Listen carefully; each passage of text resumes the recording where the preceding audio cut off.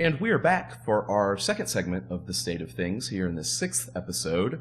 I'm glad to be joined by Andrew Moss. And we wrapped up the last segment beginning to talk about your experience of going through this crazy election of 2016 in a law school setting. Now, could you tell me a little bit more about what that experience was like? So, personally, myself, I wasn't honestly the biggest Trump fan. I was a Marco Rubio supporter, and I just felt very alienated by some of the things he said, especially as a veteran. The whole John McCain comment, that moment, I kind of turned me off to him. And so really, I was really kind of a neutral observer because I was just really turned off by both candidates. Even though it was so. But I mean, in law school, people really didn't want to talk about it a lot, but they definitely, if it was ever brought up, you'd have. They wanted to, but they didn't want to. Exactly. Like, they want to talk about it, but they don't want to get involved in the kind of crazy arguments that would inevitably. Well, yeah, and these crazy hypotheticals that law professors like to throw out, but mostly though, you would hear the same three people would kind of want to talk about Trump and the negative, like a criminal. Like if I remember crim law specifically, there was an issue with the whole we're talking about battery, and the whole Access Hollywood tape came out, and someone tried saying, well, could you charge Mr. Trump with battery to my crim law professor, and he kind of pushed it off. I know he didn't want to talk about it, but it's just very. I mean, the tape would be hearsay. It's not. Yeah, they haven't taken evidence yet at that point. So I think people just it was more about just making their point, and that's what kind of frustrates me. Where they're trying to torture what the discussion in class is to their political leanings, and it's very at that point, no one's really learning anything. It's just.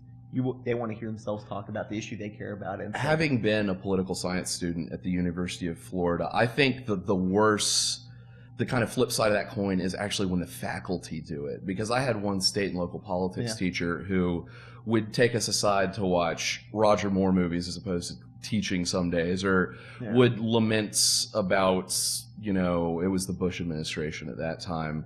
But it just takes you away from learning. We all go there to learn how to think, not what to think. Oh, exactly. And I think anytime that faculty can keep that in mind, I think you have a good experience. I've been really lucky. UNF had some really great professors. They never pushed their political beliefs. Like you can most likely tell, because you can research and tell what someone would. So you're telling me it wasn't Oberlin? It was not Oberlin. No, it was. It was a close. I think you can get to a conservative.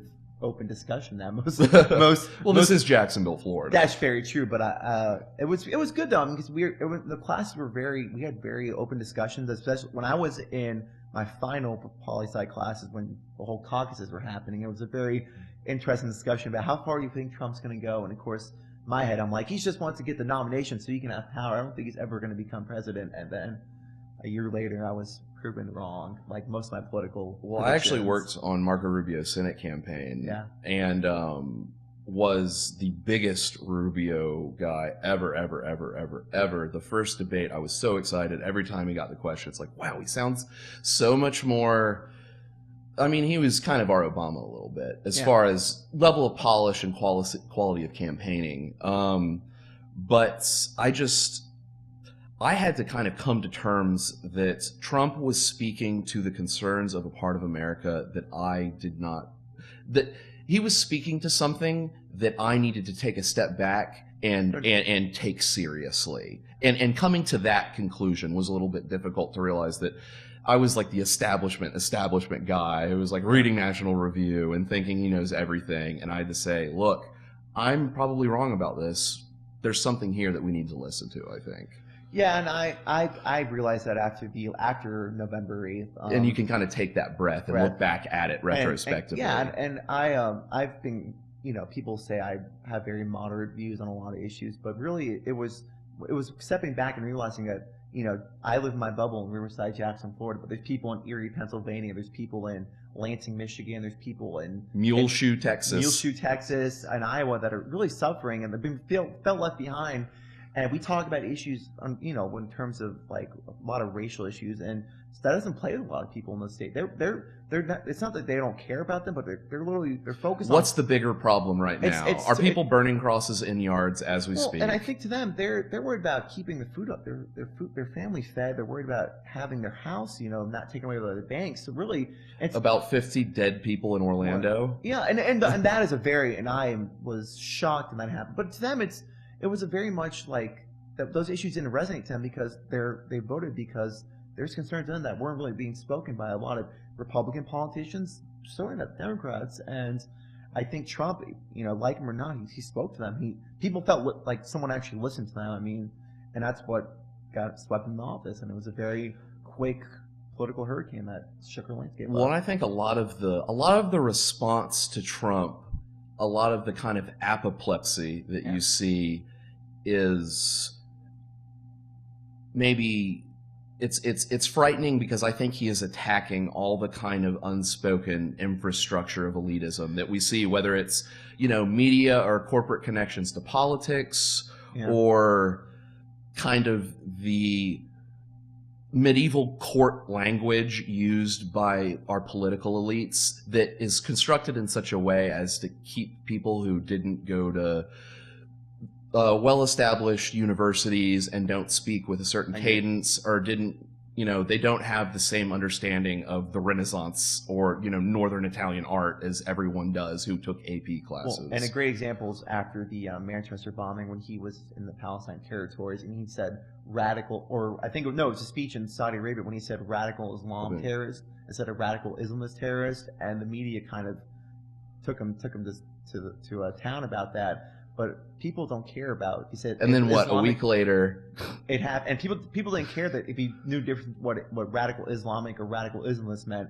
He was speaking the fact that that's a problem, and these people they call them losers. Well, yeah, I mean they are losers. I think anyone who wants to kill a human being just because they're anyone who wants to recruit children to cut off people's heads, you're a loser. Like you really are a loser. And people, the media was like, well, that's not a polished term. Like you said before, that's people who are not or the working class. They're like, well, he's speaking. He's speaking in words that I understand, and he's speaking to a problem directly, not this whole. Well, the issue is the economic status in these countries. No, the problem is this, and we need to destroy it. And to me, that's what I do like about him. It's not. He says what we're looking at and what we're seeing. It's not, okay, they're blowing us up, and then we're going to say, oh my gosh, if they only had the right educational opportunities. Yeah.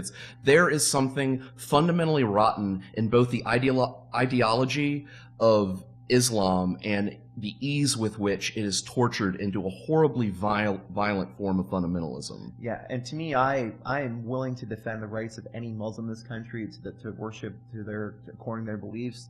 Up to the extent that they are also willing to understand and condemn the bad actors within their own communities. and that's a double-edged sword too. I feel like, to me, I don't feel like it should be on every Muslim to do it, so it's to condemn these acts. But at the same time, we can't sit here and not acknowledge that the radical Islam, that's a problem.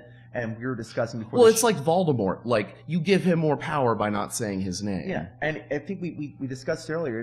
It's like when these attacks happen, obviously we should really feel sorry we should feel our hearts that go to the victims. But a lot of people jump to, well, this isn't all Muslims. Well, our sadness and our empathy does nothing to combat terrorism. And also, I think the point that's kind of implied that we know that's not all Muslims. I mean, there are millions of Muslims around the world who aren't. Not all Germans were Joseph Goebbels. Exactly, but when we say, well, that's not all. But just because not all Germans were Joseph Goebbels doesn't mean that we didn't enter World War II. Yeah, we didn't go fight the problem because it wasn't all Germans. And I think we need to realize that we're at a war with an ideology. And people say you can't destroy an ideology. Well, yeah, I kind of agree with that. But you could definitely contain it and definitely limit. They wake up every morning knowing they're at war with the West. Yeah. We are the only ones unwilling to admit that we are in a war that is already being fought. Yeah, and I think people get they get tied up in the whole what happened in Iraq 10 years ago, and they don't want that to happen now. And I don't want to sound. Well, it's like Germany after World War II. They were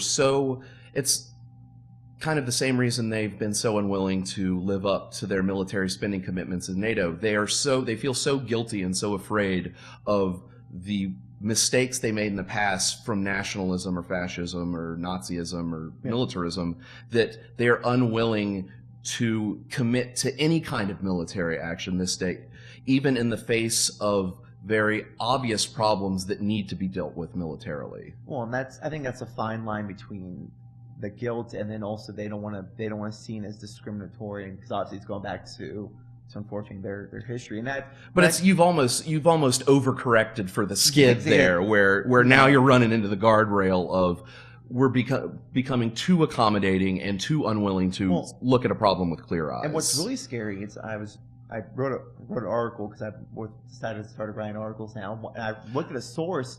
What's your experience been with that? Because I've decided to start doing that as well. It's very interesting. I was going to write about the Paris Accord, and because I'm very that was one of the best things I think that this president's done has gone out of them. You and me both, brother. Yeah, we can reach. You know, we can maybe talk about that. I think it's one of the best decisions he's made, but. And then the Manchester. Well, and it doesn't even really matter because the Senate never ratified the treaty. And and this is why I love talking with people who know what they're talking about, because we can talk about Senate procedure because the whole pen and phone thing, people cheered that on when President Obama said that. And I had a Facebook. Let's see if you're going to be as happy when it's a Republican exercising that and kind they of did executive it. privilege. There's people that warned it, and not only any Republican, but President Trump, who really doesn't care what people think. It's at least with a Republican, I think there might have been some sort of maybe deference or maybe a little bit restrict. No, the president's going to do what he wants. But so I wrote this article, and the scariest thing is one of the sources I read was that most of these terrorists are second generation, immigrants to these countries. I mean, if you look at, but I think that in and of itself, people are like, oh, well, it's a second generation terrorist, so we don't need to limit immigration. But I think it speaks to the inability of these European nations to assimilate the people who originally came.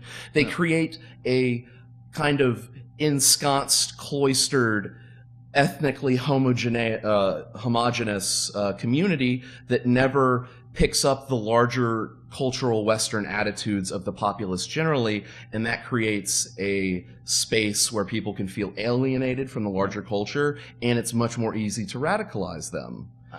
I agree, because if you look at our country, you can discuss Americanization and people have issues with it, but we've done a very good job over our history of great ways that immigrants would come in. They would come to this country, and then we'd enter a more restrictionist immigration period that we would then assimilate those people who came here. I actually had a solo video I did on immigration where I talked about from 1850 to 1930, 25 million European immigrants joined us. That got the percentage of the foreign-born among the populace up to about 13 or 14%, where it is today, and this was in the 1920s, 19-teens, and 1930s, we restricted immigration with the national origin formula in 1924, where it said we can only have this many people from this country, this country, and this country. And that lowered it down to about 4.7% by 1970. As it dropped, the country got more used to being willing to accept more immigrants. So in 1965, they put through the Hart-Keller Act, which is what the regime we operate under today, where it's more about family unification and job skills. But we've had a period of great immigration to the country from about that 1965 period to today. And I think what we're seeing today is just the natural reaction to the percentage of the foreign-born increasing just like it did the last time we had this many. Yeah. And it's not even you're talking about the cultural problems of immigrants or any kind of judgmental way. It's just how many people can we reasonably expect a country to assimilate? Well, and I think that's a lot of the European issues. They've never been used to this assimilating these cultures. I mean, Britain probably has the best experience with that, but you're talking about a Germany or like any of the Nordic countries that are way ethnically homogeneous, and they're taking in waves of immigrants, and it's like, and you're just seeing now the insane externalities of this kind of cultural upheaval. Yeah, but I think that's going to be a lesson that's going to play out. We're not going to know the end result for 20, 30 years, but that's the nature of these things. And I think, but I hope that I'm not saying that immigrants are terrible, but I think we need to take a step back and kind of see what is in our best national interest in terms of what do we need demographically, what do we need from an economic sense, and what is going to help foster countrywide stability. Yeah, and I think that's going to be because I think we're looking at a period of great sociological upheaval right now, where I think looking at the problems that are facing us, we need to think about increasing stability and increasing comity in the country. I agree. But this covers it for our second segment, but we will be right back. Thank you very much for staying with us.